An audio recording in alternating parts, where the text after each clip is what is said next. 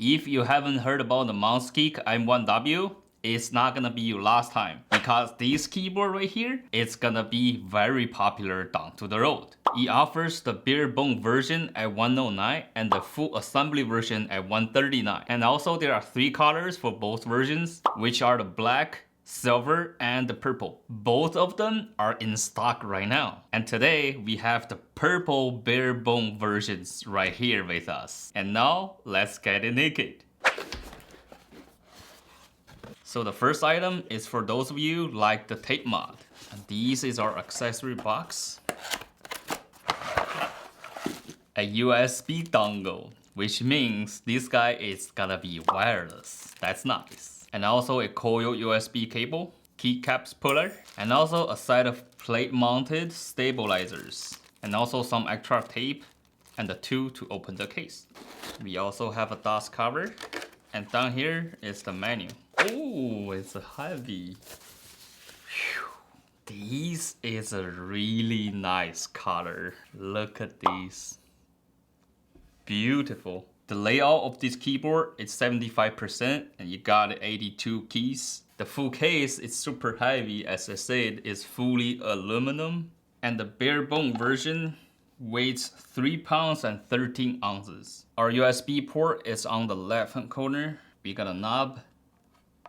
Feels pretty good. On both sides, we have this gold accent for decoration, which looks pretty nice. Angle of the keyboard is fixed. There's no adjustable levelers, but we have 4 rubber feeties and also a company logo right here. And to open the case, I see 6 screws. It's very well built.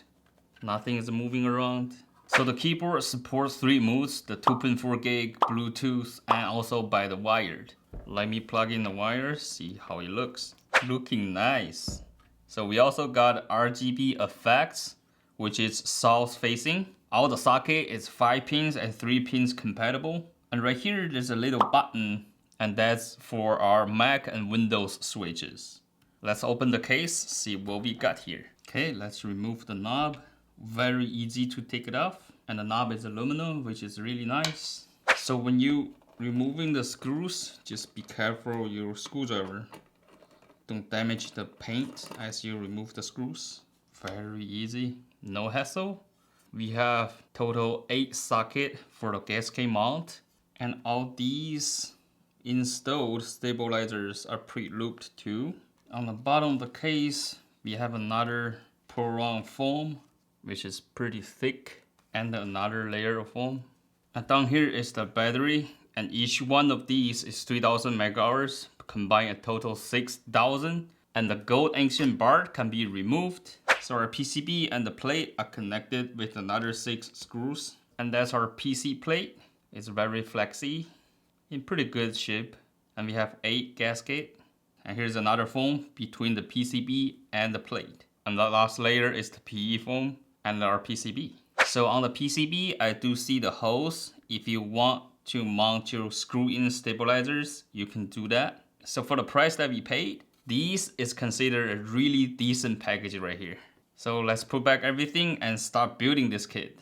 So the switch that we are gonna use today is from ICO, the silver switches. So these switches are linears with 3 pins, and all these are factory pre-looped. While I'm putting up all these switches, there's something I want to share with you guys. I already built a Google Sheet, and that will contain all the keyboards that we have reviewed. So if you want to know the details about all the keyboards that we reviewed, I will have the link in the description box below. And this is how it sounds without the keycaps. Sounding really nice. And for the keycaps, we have this Kuromi to pair with the purple and the gray.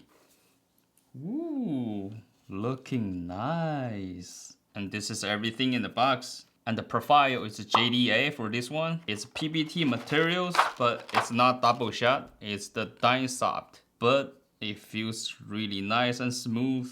So let me put this on and show you the final result. Dun, dun, dun, dun. I think the Kuromi keycaps is perfect for this purple case. It just looks absolutely beautiful. Alright, so I know what you're thinking right now. The typing song.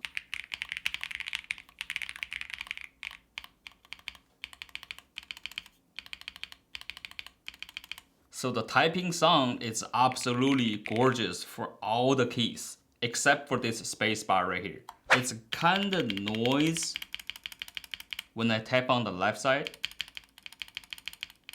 I can hear something is wobbly in there. And when I touch the spacebar on the side, it's kind of wobbly. So I guess it's gonna be something with the plate. So what I did is I put some tape. So when I insert back the stabilizers and the switches, it should be able to make it tight. So these are the ones I haven't done anything to it. And as you can see, it's kind of wobbly. And these are the ones I have tape on. Very solid. And now let's do the sound test again with this spacebar.